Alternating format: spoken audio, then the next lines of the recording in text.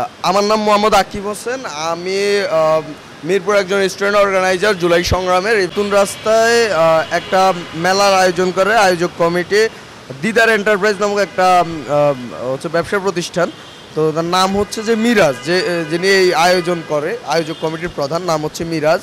তো আইসিটি ভবন থেকে সঙ্গীত কলেজের মোড় পর্যন্ত পশ্চিম সাইডের লেনের জন্য তারা পশ্চিম সাইডের লেনে আলপনা এবং সাংস্কৃতিক অনুষ্ঠানের জন্য সিটি কর্পোরেশনে আবেদন করলে সিটি কর্পোরেশন প্রতি বর্গফুট 1.5 টাকা করে 52,000 বর্গফুটে 78,000 টাকার মধ্যে তাদেরকে একটা নির্দিষ্ট জায়গা বরাদ্দ করে। ইভেন সেই জায়গাটার মধ্যে উল্লেখিত আছে শর্তাবলী এইটা যে পূর্বের লেন থেকে শুরু করে বাকি যে রাস্তাগুলো সেগুলো জনসাধারণের জন্য উন্মুক্ত রাখতে হবে।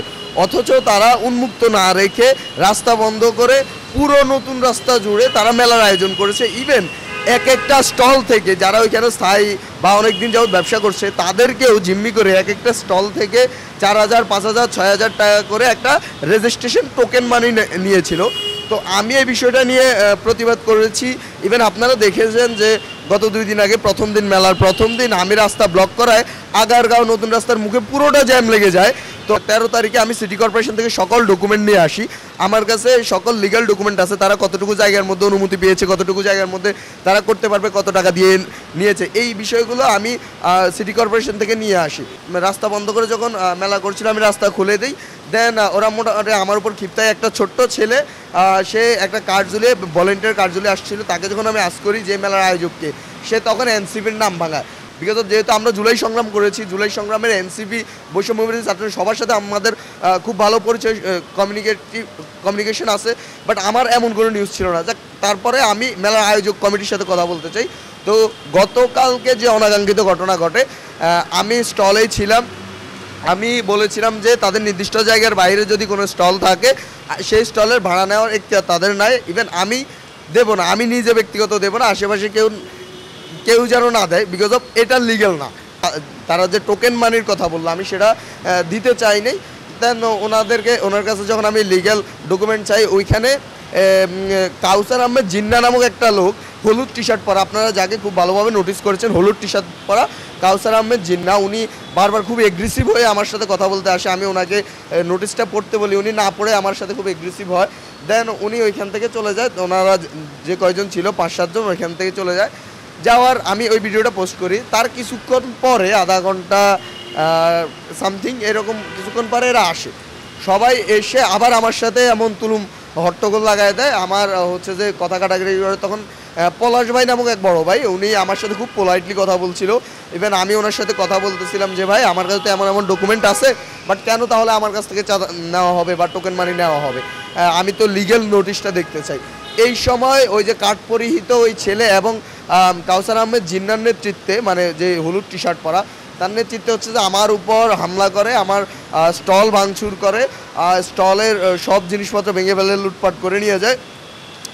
আরেকটা বিষয় নোটিস, আমার স্টল শুধু স্টল নয়, এটা আমার আবেগ, এটা আমার জুলাই সংগ্রামের প্রতীক। এখান থেকে আমার আন্দোলন সংগ্রাম শুরু হয় পলিটেকনিকবাসীদের। তো এটাকে আমি সাজসজ্জার জন্য এটাকে আমি নির্মাণ করে এখানে আমরা বিকালবেলা আড্ডা দিই। জুলাই সংগ্রামের আমাদের যে এনসিপির যে প্রধান নাহিদ ভাইয়ের কাছে, যিনি আমাদের সহযোদ্ধা, যার নেতৃত্বে আমরা এই জুলাই সংগ্রাম করছি, তার কাছে যে আমাদের এনসিপির নাম কেন এরকম চাঁদাবাজে এনসিপির নাম কেন ভাঙাবে, কেন তারা এনসিপির নাম ইউজ করবে, এরা কারা, এদেরকে চিহ্নিত করতে হবে।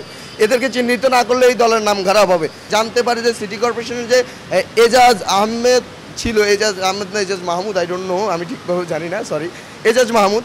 তো উনি সিটি কর্পোরেশনের প্রশাসক, উনি এই সম্পর্কে অবগত। ইভেন আমি যখন 13 তারিখে লিগেল কাগজপত্র ডকুমেন্টের জন্য যাই, তখন স্যারের রুমে গিয়েছি আমি আর আমার একটা ছোটো ভাই আবির।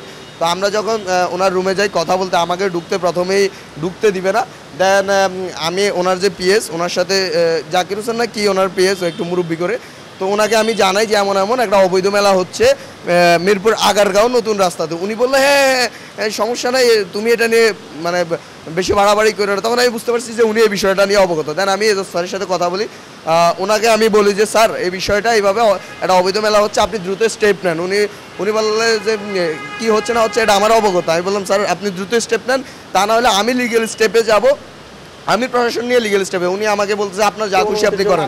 আপনি তাই তার স্টেজে উঠে সবাইকে সচেতন করে যে আপনারা কোনো প্রকার চাঁদাবাজদেরকে আপনারা প্রশ্রয় দিবেন না, সবাইকে সচেতন করে আমরা আবার সবাই নেমে আমরা সেখান থেকে যাই আপনার শেরেবাংলা নগর থানা, সেখানে থানায় গিয়ে আমরা অভিযোগ করতে, লিখিত অভিযোগ দিতে বসার সময় ওই মানে আয়োজক কমিটি, যারা আয়োজক কমিটির অনেকে মানে সবাই এখানে প্রায় 150 মানুষ হবে, এখানে অনেকে বললো, মানে আমি তো ভিতরে ছিলাম, অনেকে বললো যে হাতে নাকি গান ছিল, আমি জানি না, তবে দেশীয় অস্ত্রশস্ত্র ছিল যেটা আমার নিজের চোখে দেখা, দেশীয় অস্ত্রশস্ত্র নিয়ে ডিরেক্ট থানার ভিতরে ঢুকে গেছে।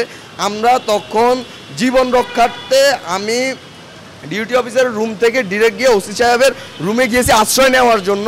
আমরা সবাই রুমে ঢুকে সাথে সাথে ওসি সাহেব বের হয়ে গেছে, বের হয়ে গিয়ে উনি বাইরে চলে যাওয়ার পর আমরা দরজা লাগাই দিই, ওরা এসে দরজা ভাঙচুর করতে থাকে।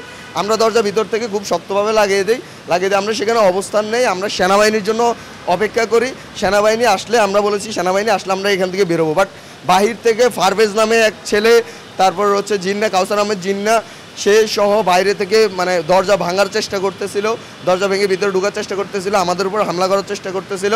তারপর রাত 3টা নাগাদ সেনাবাহিনী আসে এবং আমাদের বাকশাসের যে সিনিয়র নেতৃবৃন্দ আছে, রিফাত রশিদ ভাই, তানিমা আপু, তারপর জিয়াদ ভাই ছিল, তো ওনারা আসে, ওনারা রাতের বেলা আসে, এসে আমাকে বিষয়টা অবগত করে যে আকিব বিষয়টা এমন না। আর উনি যে ভিডিও ফুটেজগুলো দেখছে যে এখানে এনসিপির কেউ নাই, উনি আমাকে যে বিষয়টা বলে আশ্বস্ত করলো যে এখানে এনসিপির কেউ নাই। মানে আমার কথা হচ্ছে যে এনসিপির কেউ থাকুক না থাকুক, কেউ যদি থেকেও থাকে এনসিপির, তাহলে তার বিরুদ্ধে অবশ্যই অ্যাকশন নেওয়া হবে, যেটা রিফাত রশিদ ভাই আমাকে বলেছে। যদি কেউ এনসিপির আসলেই থাকে তবে তার বিরুদ্ধে অ্যাকশন নেওয়া হবে। আর এইখানে যে আয়োজক কমিটি, যারা সন্ত্রাসী বাহিনী নিয়ে